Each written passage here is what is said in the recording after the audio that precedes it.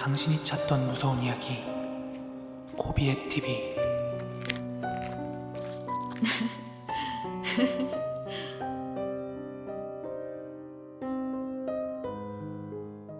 코린 여러분 안녕하세요. 코비의 TV입니다. 오늘 준비한 무서운 이야기는 코비의 TV 구독자 마스님의 제보 사연입니다. 그럼 이야기 바로 시작하도록 하겠습니다.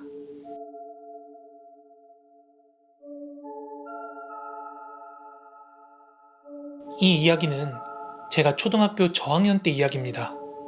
초등학교 때 4학년을 마치고 전학을 갔었는데 그 전에 다녔던 초등학교에서 그리 멀지 않은 곳에 아이들 사이에서 굉장히 유명한 한 빈 집이 있었습니다.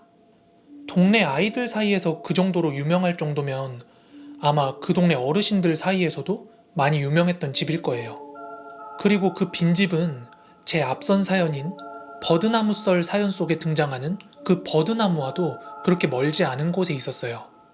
저는 어릴 때부터 호기심 대마왕이라 조금이라도 호기심이 발동하면 그걸 악착같이 파고들어서 꼭 알아내고야만 하는 그런 성격이었어요.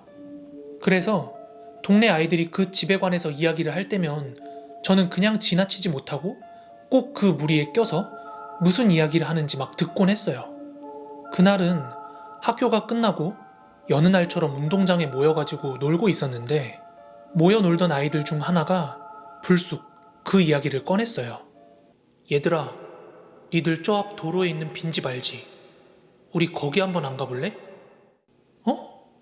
아무도 안 사는 그 집 말이야? 거기 우리 엄마가 절대로 가지 말라 그랬는데. 맞아, 우리 엄마도 그랬어. 거기 가면 귀신 나온대. 뭐? 귀신 나온다고? 너희 엄마는 보셨대? 몰라. 근데 동네 아줌마 아저씨들이 다들 그쪽으로는 가지도 말고 뭐 그러랬어. 그런 이야기를 주고받는 와중에도 먼저 그 이야기를 꺼낸 아이는 계속해서 가보자며 진짜로 있는지 없는지만 확인해보고 오자고 했어요. 그 집 마당에 우물 같은 것도 있댔어. 거기서 애들도 많이 빠지고 손발 담그면 빨려 들어가거나 저주 같은 거 당한대. 우리 그거 있나 확인만 한번 해보고자. 응? 아 싫어. 그거 진짜라 그랬단 말이야. 계속해서 가보자고 쫄라대는 아이 때문에 쭈뼛거리는 다른 친구들을 보면서 괜찮아. 무서워하면 더 무서우니까 그냥 슬쩍 가서 확인만 하고 오자. 이렇게 저도 거들었습니다. 궁금은 했으니까요. 앞서 말씀드린 대로 궁금한 거 절대 못 참거든요. 그렇게 저를 포함한 4명의 아이들이 그 빈집을 향해 걸어가기 시작했고 가는 도중에 내심 두근두근한 마음이 들었습니다. 소문의 진상을 눈으로 보게 되는구나 하고요. 그 빈집은 큰 길 차도 바로 앞이라서 겉만 봐서는 거기에 흉가가 있을 거라고 절대 생각을 못합니다. 제가 사진으로 첨부를 해드릴게요. 저 안쪽으로 검게 보이는 게 대문인데 저는 저 집이 아직도 있다는 게 놀랍기만 합니다. 여튼 그냥 스치면서 지나갈 때는 봐도 모릅니다. 저 안쪽으로 그 집이 있는데 간단히 설명을 해드릴게요. 대문을 들어서면 보시는 것처럼 바로 옆에 사람이 2팔을 위로 쭉 뻗어 올리고 들어가면 쏙 들어갈 정도의 작은 무릉덩이가 있었습니다. 그리고 그 앞으로 반지하처럼 반계단이 있었는데 마치 창고처럼 물건을 쌓아둔 곳이었고 그 위로는 1, 2층으로 집이었죠. 1층은 비교적 깨끗한 듯 보였지만 2층은 정말 누가 산다면 그 정체가 의심스러울 만큼 문이며 창문이 아주 엉망이었습니다.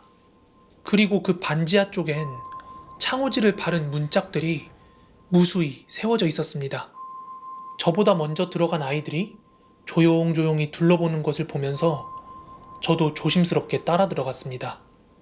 거기가 차가 많이 다니는 차도 쪽에 집이 있어서 근처로는 차 소리가 굉장히 많이 나는데 거기에 들어선 순간만큼은 그렇게 정적이 흐를 수가 없었어요. 애들이 땅을 밟는 발자국 소리 외에는 아무 소리도 들리지 않았는데 그때는 별로 이상하다는 생각을 못했던 것 같아요. 저는 먼저 반지하 계단 앞쪽 마당을 먼저 둘러보고 있었는데 나머지 아이들은 2층으로 올라가서 건물 밖에서 안쪽을 막 구경하고 있었어요. 그러던 중 얘네들이 2층엔 별거 없다면서 그냥 더럽기만 하다고 막 우르르 내려왔어요. 얘들아, 이게 그 웅덩이야. 일반의 진태 실종됐다 그랬잖아. 걔가 여기에 빠진 거라고 하더라. 가까이 와서 한번 봐봐. 야, 난 무서워. 가까이 안 갈래. 이거 순 겉보 아니야? 그걸 믿어? 봐봐. 건드려도 아무렇지 않잖아.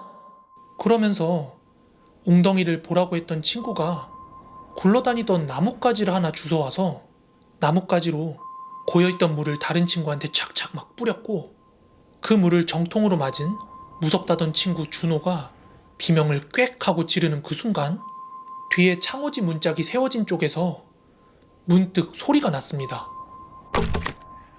둥둥 하면서 뭘 두드리는 것 같은 그런 소리요. 얘들아, 잠깐만 조용해봐.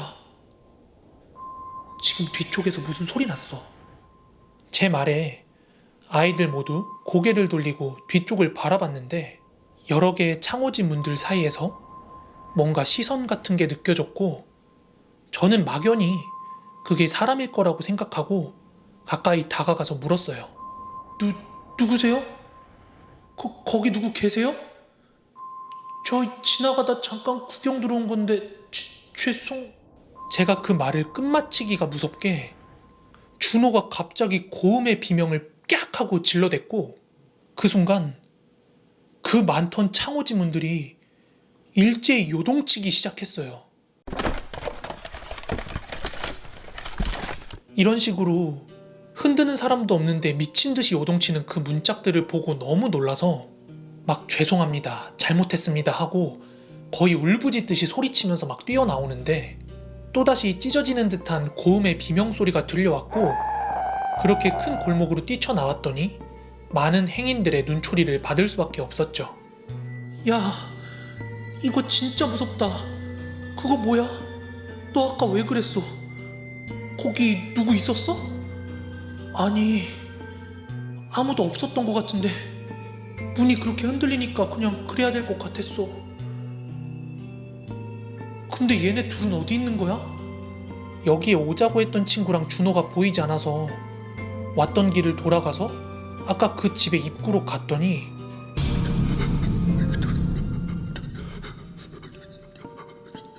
준호가 대문 바로 앞에 입을 벌리고 막 어버버버 거리면서 굳어가지고는 움직이질 못하고 있는 거예요.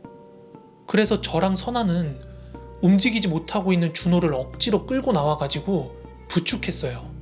선아는 준호랑 가까운 곳에 살고 있었기 때문에 부축을 해서 준호를 데려갔고, 가면서 뭔가 이상한 느낌에 제가 물었어요. 야, 근데 아까 걘 어딨어? 야, 정신 차리고 똑바로 좀 걸어봐. 누구 말하는 거야?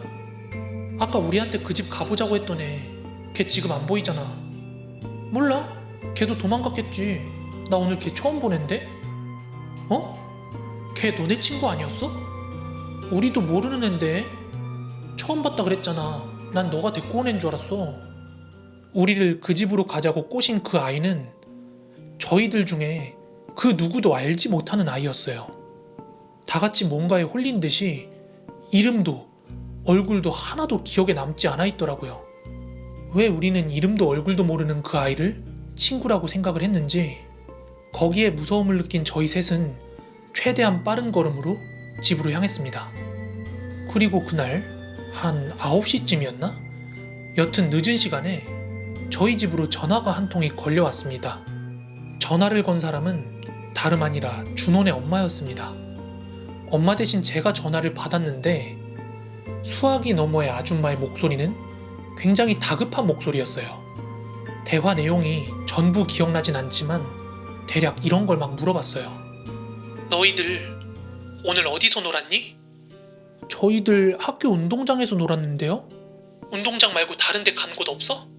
아, 운동장에서 놀다가 어떤 애가 그 큰 길가 빈집에 가보자 그래가지고 거기 잠깐 갔다 왔어요. 빈집? 혹시 그 큰 길가에 있는 거 말하는 거니? 네. 근데 마당에서만 구경하고 금방 나왔어요. 그 말에 준호 어머니께서 상당히 화를 내셨던 기억이 있고, 수화기를 건네받은 저희 어머니와 조금 이야기를 나누신 것 같았습니다. 전화를 끊고 나서 엄마도 빈집에 함부로 들어갔다고 저를 막 혼내키셨거든요. 그리고 그 다음 날부터 이틀 정도 준호가 학교에 나오지 않았는데 학교가 끝나고 선아가 저를 붙잡는 거예요. 야, 있잖아. 어제 준호 아줌마가 너하고 나하고 잠깐 준호 집에 들르래. 어? 왜? 근데 준호는 왜 학교 안 나온대? 뭐 우리 병문안 오라는 거야? 좀 아프다고 하긴 했는데 오늘 우리 둘도 꼭 와봐야 된대. 그렇게 준호네 집으로 향했는데 초인종을 누르자마자 준호네 어머니가 밖으로 나오셔서 저희를 안으로 들이셨어요. 그런데 준호네 집 거실에 웬 남자 두 분이랑 여자 한 분이 앉아 계셨고 저희를 가만히 바라보던 그 세 분께서 저희가 그 빈집에 갔던 날 거기서 있었던 일을 상세하게 말해보라고 하셨어요.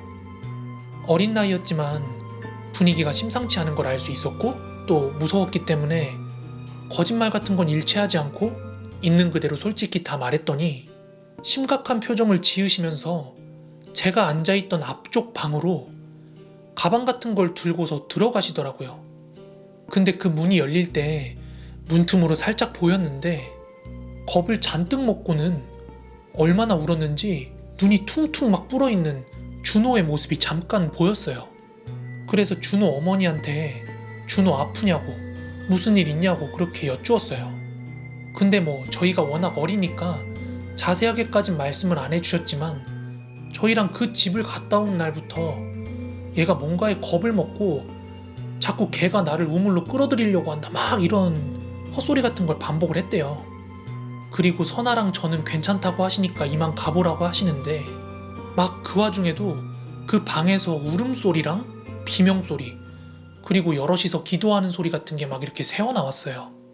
그 상황이 너무 무섭고 낯설었던 저는 서둘러 인사를 하고 준호네 집을 빠져나왔어요. 진짜였나 보다. 마스야, 그날 내가 준호 데려다 주는데 준호가 계속 뭐 따라온다 그랬었거든. 선아가 그런 말을 하더라고요. 준호가 그 집에서 뭔가를 본 것 같긴 하다고요. 그 말을 듣고 나니까 집에 혼자 가기가 너무 겁나서 엄마가 있던 삼촌네 공장으로 가서 엄마랑 같이 귀가를 했어요. 그리고 그 다음 날도 여전히 학교에서는 준호를 볼 수 없었는데요. 그날 선아로부터 언뜻 준호에 대한 이야기를 들을 수 있었습니다. 나 어제 엄마 아빠가 얘기하는 거 들었는데 준호 귀신씨였대. 어제 준호네 집에서 봤던 그 아줌마 아저씨들 목사님이래. 근데 귀신을 쫓을 수 없어서 지금 준호 딴 곳에 갔나봐. 그래서 앞으로 학교 당분간 못 나올 거래. 그 일이 있고 나서 얼마 안 지나서 저는 전학을 가게 되었고 준호를 다시 보지도 그에 관한 어떤 소식도 들을 수가 없었습니다.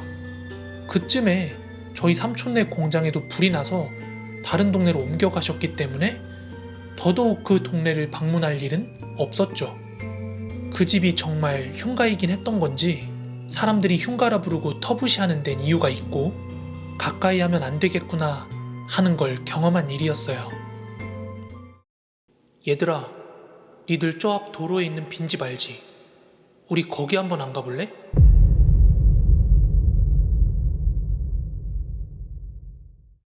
네, 오늘 이야기 여기까지고요. 끝까지 시청해주셔서 너무 감사드립니다. 마지막으로 좋아요, 구독하기 한 번씩만 눌러주시고요. 저는 내일 더 무서운 이야기로 찾아오도록 하겠습니다. 그럼 코린 여러분 모두 좋은 밤, 좋은 아침 되세요. 감사합니다.